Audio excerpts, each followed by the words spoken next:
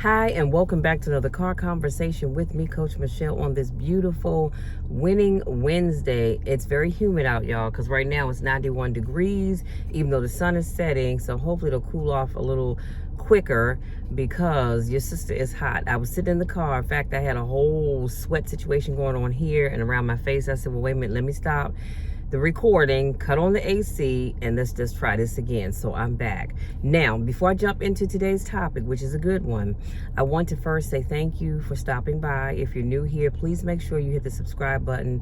Don't forget to tap the bell because I don't want you to miss anything. If this is not your first rodeo, welcome back. Y'all know I miss you when I don't get a chance to see you. Now, also, because I forget to say it at the end, I offer one free coaching session.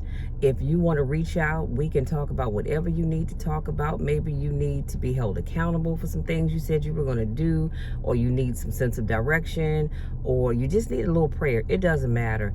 The link is in the description box. You can always shoot me an email. We can set up a time. We can do it via Zoom or by phone, doesn't matter.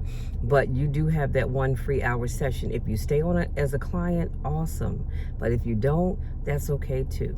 Now, what else? Oh, I came out the house to do the video, y'all, and guess what was on the porch? An Amazon box, and y'all know when Amazon comes, I get excited. So, and I'm thinking, what did I order? Well, I forgot. I ordered copies of my latest memory keeping journals. Now, this is the one. It says memory keeping journal. And this is one I've designed for men. 3 generations is absolutely cute. And this is the back. And the back says, life moves fast, but your memories don't have to. This journal is your space to capture the moments that matter most. From everyday memories to life's biggest milestones, every page invites you to reflect, remember, and preserve your story. Because one day, these moments will mean everything. Oh my God, y'all, I just love this. And so real quick, let me just open up on the inside. It's just all blank pages. And I used the picture from the front and put on every page just to zhuzh it up a little bit. So now you see this cover. I have one. Well, let me show this first. So this is for our women, and it's the same thing, memory keeping. Y'all, I just love this. 3 generations again. Now this camera right here, I have another version where this little girl, she's at the bottom somewhere, and she has this camera around her neck. So I do have 2 versions. Actually 3. So I have this one, the one with the little girl at the bottom, and I have one that has kind of darker tones on it like this, again with the 3 generations. But I'm not one to discriminate because I love people. If you know me, then you know that. So I also have a cover that has the 3 generations on it with a Caucasian family as well as a Hispanic family. Now, I do have to work on doing one for the men, but I figure, you know, not a lot of men are probably going to do memory keeping anyway. And so, yeah, I'm sorry, this little boy's in my yard playing. But yeah, so I will work on doing one for the men. Now, these journals, I think I marked them down to $15. This is a hard copy. As you can see, it's a hard copy, but it also comes in paperback. So again, the link is in the description box. Make sure you check that out because I want you all to get your copies. My family reunion is in August, y'all, and we will be doing starting memory keeping.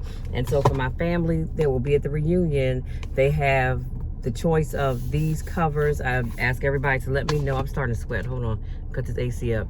To let me know which one they want, either hard copy or paperback. And y'all, we just gonna have a good time. This is a great thing to do with your family. Do some memory keeping. Now, all that aside, let's get into today's topic because I need to go get me an iced caramel coffee, extra caramel, because it's hot, y'all. Now, today's conversation is entitled, God Waited for Me. God waited for me. And I came up with this topic because I was listening to a song by Tasha Cobbs Leonard called Never Gave Up. And that song is powerful. Oh my God, it is so powerful. I think I listened to it just today on repeat like 10 times in a row.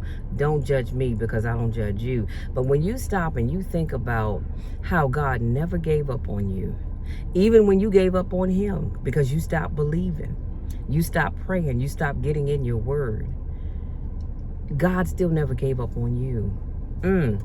You give up on yourself when God doesn't give up on you. Yo, let me stay focused. My neighbor across the street, him and his son are sitting over here talking to my other half. They're rolling in my grass. Lord help me.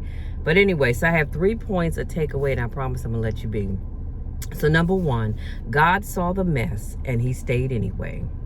Most people stay when life is good, as we know, right? God stayed when life was messy. He saw every tear, every setback, every wrong turn, and he never changed his mind about you and I. That's powerful. We can pass the collection plate, give the benediction, and go home just on that.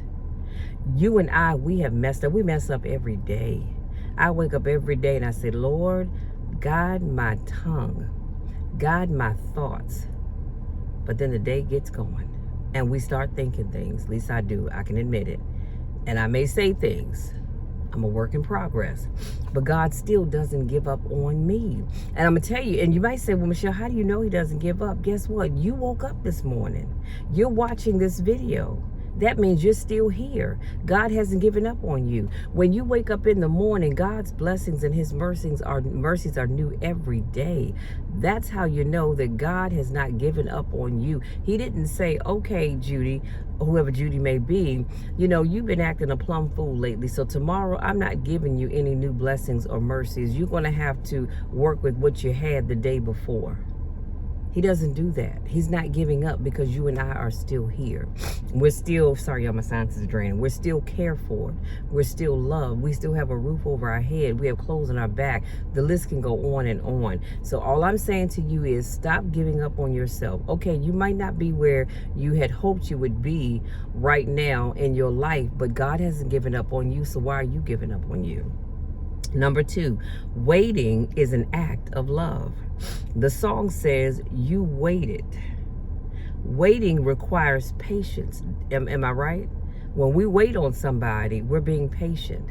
We're being patient for that other half to come around and stop acting a plum fool. We're waiting and we're being patient on our children to get their lives together. We're being patient with ourselves. God could have forced you, keep that in mind, God could have forced you and I, but he chose to love us through the process. Some things didn't happen when we wanted them to because God was allowing growth to take place. Not punishment, but preparation. Let me unpack that really quickly. God can do all things, as the Bible tells us. But we know that God moves in his time, right? And he can rush the process, but God can't rush the process, say that 3 times fast, because you and I don't grow from whatever it is that we're going through. So if you go through this heartache and or this letdown or this disappointment, and God just rushes you through and you're healed, he's going to heal you, but there's a process you have to go through in order to get healed. If you don't go through that process, then you will keep making the same mistakes over and over again. And that's not to say that the next person that comes into your life won't mess up, but God is allowing you to go through that process because he needs you to truly heal. And let me say this, it's not in my notes, but too often we want God to rush our healing process.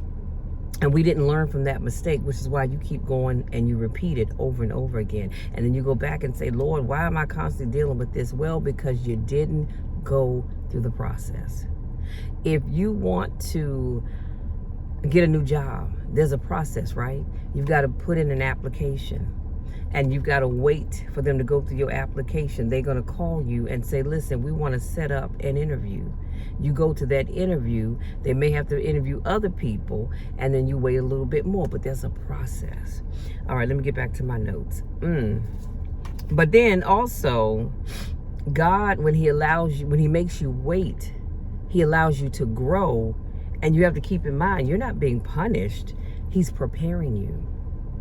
Again, that's why too many people make the same mistakes. You jump from one relationship to the other, and you've yet to allow yourself to heal because you just want to be in a relationship. But I digress. Let me move on. Number 3. Now it's time to stop delaying your purpose. God has waited long enough for some of us. And if we're honest with ourselves, he really has. He has waited long enough. But now it's time to stop delaying our purpose. God, excuse me, has given you and I a purpose. And you've put it off long enough. You said, okay, I'm going to do it after I lose weight, after the kids graduate high school, after they graduate college, after they get married, after they start getting gray hairs, after this, after that, after the other. Now is the time. You cannot continue to delay the process. So the dream is still there. The book is still there. The business is still there. The ministry is still there. At some point, gratitude for God's patience should turn into action. Let me unpack that. So we say we love the Lord. We say, Lord, we thank you for, we're grateful for all that you've done. But then there's no action. Lord, thank you for the business idea. But you don't move from just having an idea. You got idea on paper, but you now got to do the work to make that thing come to life. And so, again, it's time for us to move from being grateful, and I'm glad that you are, for God's patience. He's waited on you. And now turn that into action. God was patient when you were struggling back and forth about whether or not to do something. And now you're saying, okay, you know what? I can do this. God is with me. I'm not alone. It's now time to act. So here's your takeaway. There is something deeply humbling about realizing that God didn't bless you because you were perfect. Let me pause right there. God does not bless you and I because we're perfect. We are never going to be perfect. I don't care how hard you try. You will never be perfect. But God is patient with us. But he didn't bless you because you were perfect. See, God blessed you today, but he knows the ugly things that you said and did yesterday. God blessed you today, but he knows that you were running around with somebody's husband or somebody's wife yesterday. Come on, somebody. God blessed you today, even though he knows that you went and stole something from wherever you stole it from. You get where I'm going with this? God doesn't bless us because we're perfect. He blesses us because we are human. He blessed you because he is faithful, not because you're faithful and perfect, but because he is faithful. And many of us have spent years feeling guilty over what we didn't do, where we fell short, or how long it took us to get back on track. Let me pause right here. Today is the day that you stop feeling guilty for the things that you didn't do. Today is the day. We're not going to continue to do that. You can't go back and change it. You can't go back and change something that you should have done that you didn't do. Something that you did that you shouldn't have done. You can't change it. So it's time to let it go. God has forgiven you. And this is what bothers me with people. God forgives us. Even when we don't always ask for forgiveness. Me, I am quick to say, Lord, forgive me for fill in the blank. But God will forgive you. So if he's forgiven you, wiped your slate clean, and he's moved on, why are you still dangling that thing in front of your face like a carrot to a rabbit? Come on now, let it go. Yet the testimony of our lives is this. He waited through the divorce. Come on now. He waited through the grief. He waited through the disappointment. He waited through the fear. He waited through the seasons when we doubted ourselves, and when we finally looked up, guess what? He was still there. Every time you doubt yourself and all the things that I just named that he waited through, when you looked up and took your mind off your problems and looked to Jesus, guess what? He was right there with open arms saying, come on, bring it in. I got you covered. So here's a positive affirmation for you. And it's in the description box. I want you to say to yourself, I am not disqualified by my past. God waited for me because he still has a purpose for my life. I'm going to share that with you one more time. I am not disqualified by my past. You're not disqualified by your past. God waited for us because he still has purpose for our lives. So even when you mess up, God still has a purpose for your life. So stop giving up on him. Stop giving up on you. The best is yet to come. I tell y'all that all the time. Regardless of whatever you've gone through, the best is yet to come. I just need you to believe it. I need you to believe it here, but I also need you to get it up here. Because God is still there. He didn't give up on you. Y'all listen, that's it. Go on about your business. I need to go get me an iced coffee. And go out there, be safe, have fun, whatever you do, wherever you go. I need you to know that God never gave up. And so you need to stop giving up on you. Stop bringing up old things that you should have done, that you did, that you can't change anyway. Let it go. Be thankful. Show God that you're thankful by moving forward and not giving up on yourself. I love you all to the moon and back. There's nothing that you can ever do to change it. I'm going to love you no matter what. The best is yet to come, you guys. I just need you to believe it. Now, continue to pray for me, because I'm always praying for you, and watch God change things. I love you all, and we will talk again on Friday.